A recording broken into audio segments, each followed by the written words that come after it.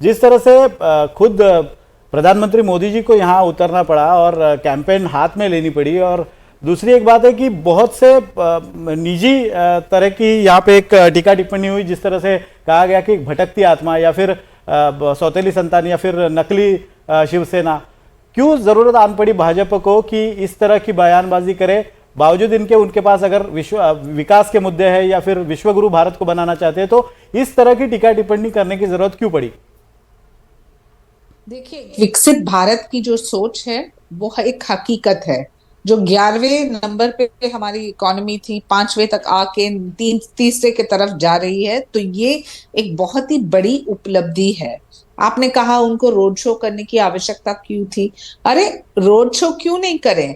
जब आम जनता के साथ आप कनेक्ट कर रहे हैं, हमारे प्रधानमंत्री स्वयं लोकल कनेक्ट तक पहुंच रहे हैं, 300 से ज्यादा रैलीज उन्होंने किया पूरे देश भर में, तो ये एक उपलब्धि नहीं, एक गर्व की बात है कि इतने मेहनत करते हैं इस व्यक्ति जिन्होंने अपना एक एक क्षण, एक एक कण दिया है भारतवासियों को।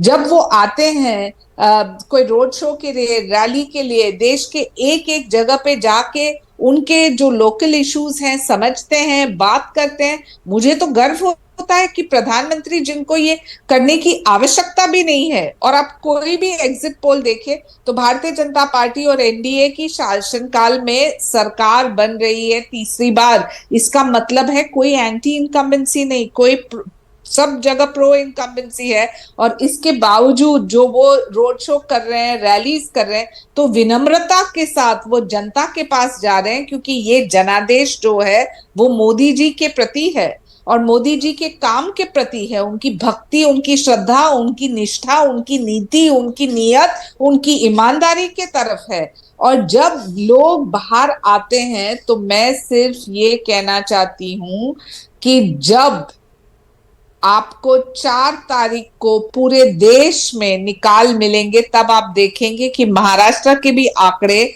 बिल्कुल ट्रैक पे है, क्योंकि ये एक प्रगति के लिए वोट है, एक स्थिरता के लिए एक वोट है, और एक राजनीतिक इच्छा शक्ति के लिए। और सभी चीज मोदी जी ने बखूबी निभाया है 10 साल में। हम शायद भूल चुके हैं 2G स्कैम, कोलगेट स्कैम, जो जितने स्कैम्स थे, जो पिछले कॉमनवेल्थ स्कैम, इतने सारे स्कैम्स थे, इसलिए 2014 में ये मैंडेट दिया। 2014 से 24 में एक स्कैम नहीं रहा है, एक करप्शन का केस नहीं। और इतने ईमानदारी और सरलता के साथ जिस व्यक्ति संवाद करते हैं उनके वोटर्स के साथ, रोड शो हो या रैलीज, मन की बात हो या फिर सिर्फ संपर्क करना, नमो ऐप के निमित्त भी जो जो संवाद होता है, मैं मानती हूं कि ये सीखने लायक है। कोई भी प्रधानमंत्री भारत के इतिहास में इतना मेहनती और इतने ईमानदार कभी ना हुए हैं। और